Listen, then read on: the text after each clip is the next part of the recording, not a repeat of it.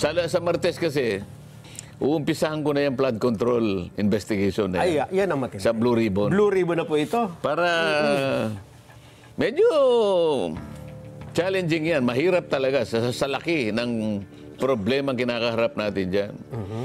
Ngunit ako naniniwala kapag ka nakipag-cooperate ang mamamayan.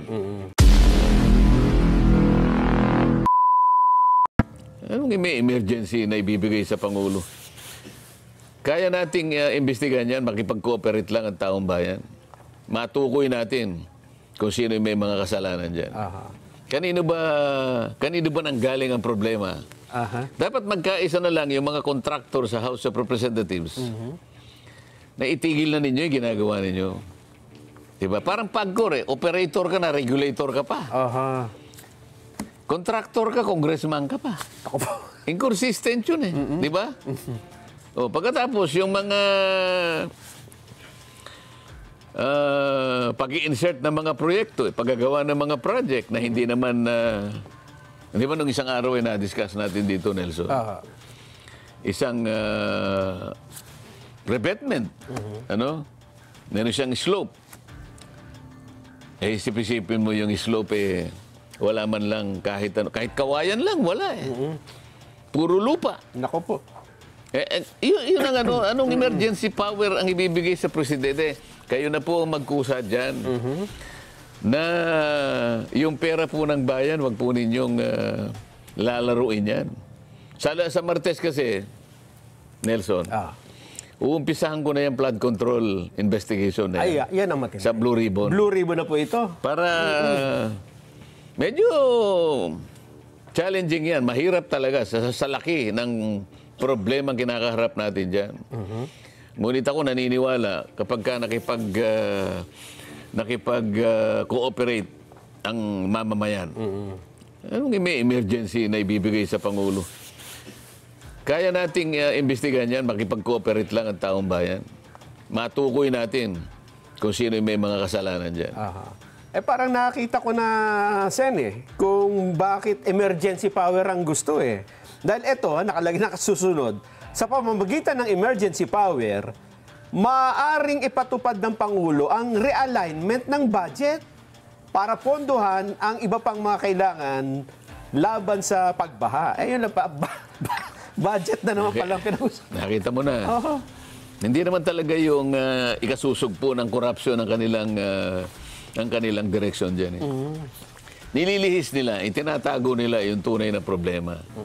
Isip-isipin mo na lang, Isang pangkaraniwang flood control project. Pangkaraniwan yan, ito yung kalsada, Nelson. Katabi niya ilog, halimbawa. Sa mga kapatid, kung ito yung kalsada, gagawa ka ng slope. Ito yung slope protection na pinag-uusapan natin.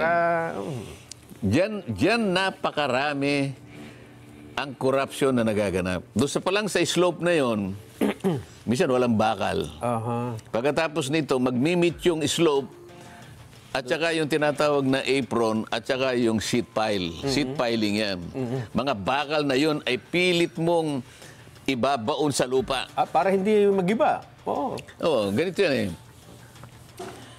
Pangkaraniwan, yung length ng bakal, mga 6 na metro yon. Haba, At saka yun ay talagang palulubugin mo. Kaya nga merong makinarya, malaki yun na talagang pinupukpuk yan talaga. Para ibaon. Para ibaon yun. At kinakailangan, yung pagbabaon na yun, abutin mo yung punto na kahit na yung tinatawag na scouring, sabi nila. Kasi pag umaagos ang tubig, na yung mga lupa niyan. Yung pinabaunan. Ang pinakamaraming problema rito, lalabas ito Kung sinabi mo 6 na metro. Ang gagawin nila, minsan 3, minsan 4.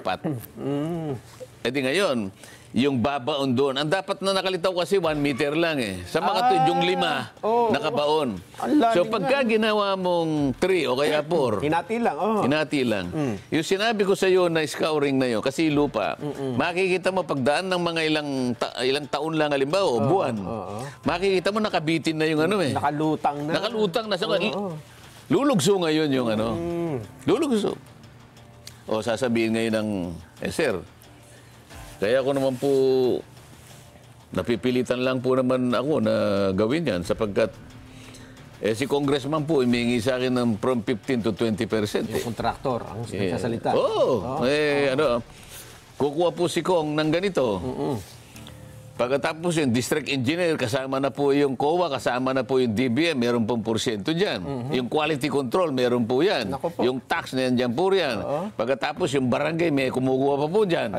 Kapag sinuma mo yon, ang natitira na lang sa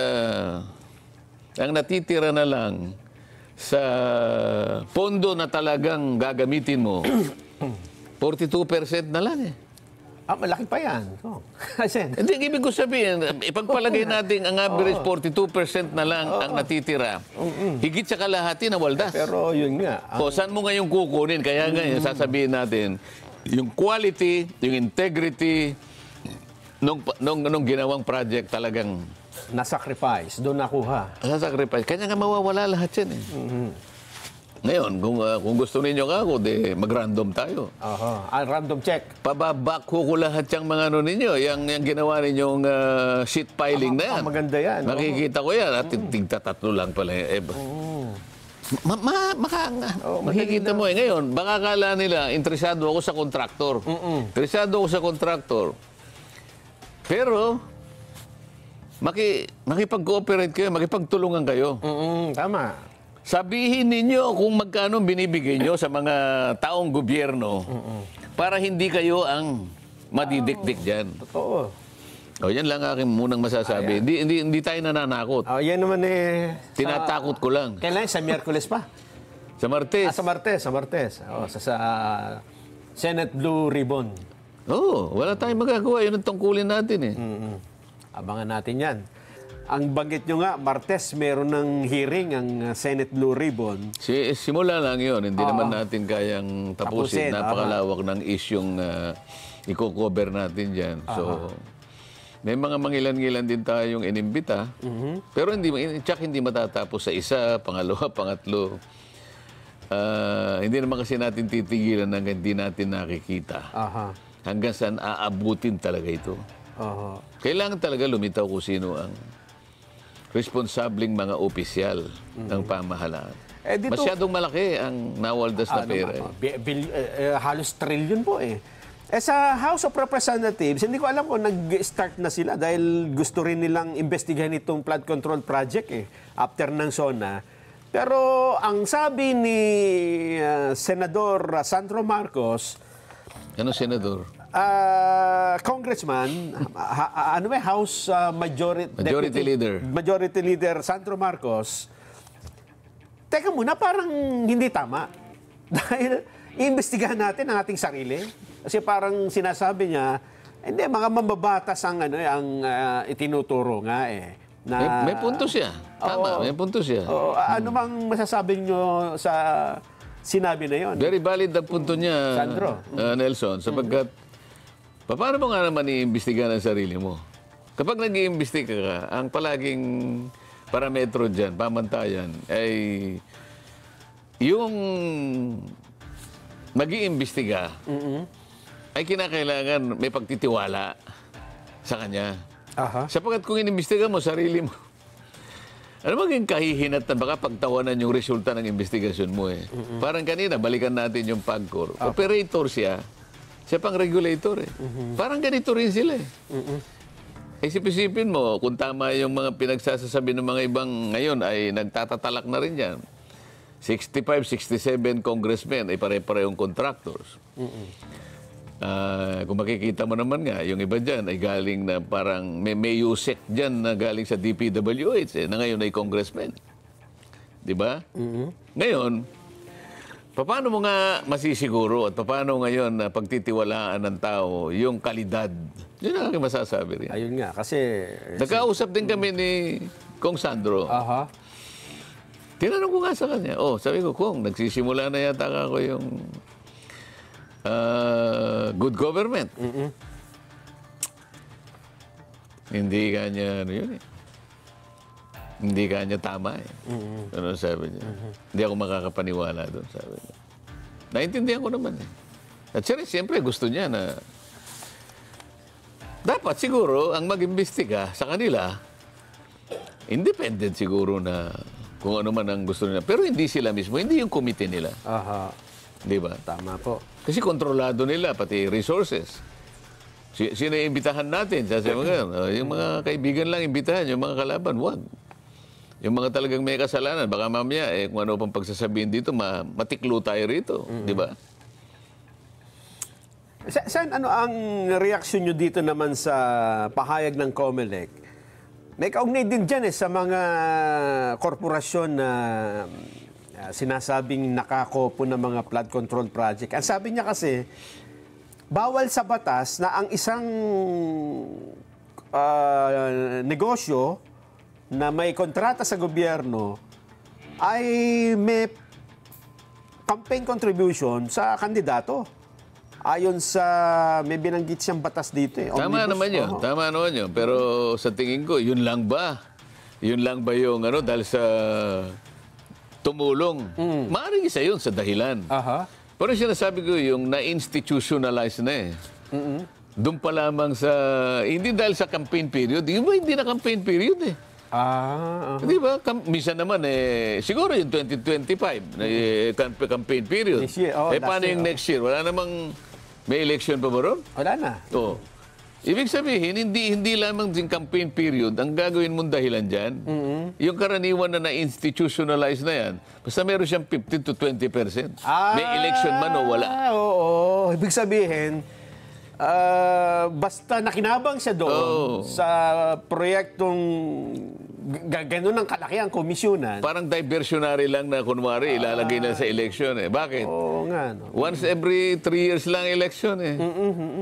Di ba? O paano yung hindi election year?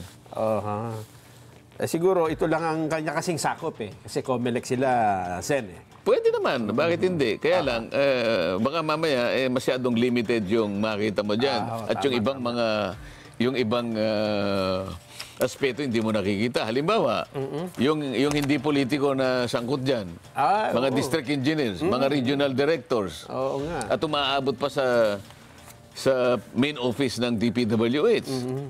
Kasangkot pa dyan ang COA, ang DBM, Quality Control, yung BAC. Hindi mo pag-uusapan yan? Hindi natin titingnan yan? Sabi ko nga sa'yo, kaya napipilitan ng contractor na yung ibaba niya ang kalidad ng kanyang project para lang maibigay niya yung nire-require sa kanya. Isipin mo, higit sa kalahati ang nawala sa pondo ng project. Paano mo nga naman itatayo sang-ayon dun sa hinihingi ng plano? Specification. Napakabigat pong investigation ito, Sen, kung ito ay talagang... Mabigat talaga yan. Kaya nga ako, ang sinasabi ko ngayon pa, kaya binroadcast ko, lahat po ng mamamayan na may kakayahan na makipag-ugnayan sa aking opisina, basta po may tutulong kayo, tatanggapin po namin yan. Lalong-lalo na po, yung mga impormasyon na reliable. May mga litrato po kayo, napaka-importante po niyan. Kasi may cellphone po kayo. Lahat po ng mga alam nyo na mga flood control project sa inyong mga barangay, kuhanan po nyo ng litrato. Lagyan nyo lang po ng date at saka lugar. At kung kilala nyo yung contractor, yung pati contractor, yan ninyo. At saka nyo po padala sa opisina. Para sa ganun po, yan lahat ay magamit natin sa ating pag-iimbestiga. Di madadabay na dito, bagamat ang iniimbestigahan natin, ang focus natin ay flood control project, kasi parang ganito rin Sen, ang kalakaran sa lahat ng proyekto eh, yung kickback na ganito. Ito munang flood control, kasi nga napakalaki ng ginugol natin dyan. Bagay, At meron pa nga nagsabi sa akin, ngayon pa lang, marami nang nagpipid sa akin, kinakailangan lang, screenin mo lahat. No? Kaya kailangan i-bet mo lahat kasi baka naman yung iba Oo. gumawa lang. Baka Gawa-gawa. mamaya AI, di naman Yes, pala, yes, di ba? oo. So, meron naman tayong mga katuwang dyan sa opisina na lahat ng ito ay talaga susuriing mabuti. Yung magagamit, yan ang ililinya sa investigasyon. Pero pagka ba Blue Ribbon Committee, so pagkatapos nitong, halimbawa, may mga nakita kayong mga paglabag, ano ito, rekomendasyon din na may makakasuhan dito? Eh, siyempre, pag nakita natin at nasuri natin ang mga dokumento at malinaw naman. At lalo na ngayon, sinusubaybayan ng tao yan. Aba, pag hindi gumalaw yung concerned prosecution agency, aba, mananagot po kayo. Kaya nga yung gusto kong maging ombudsman, yung talagang matino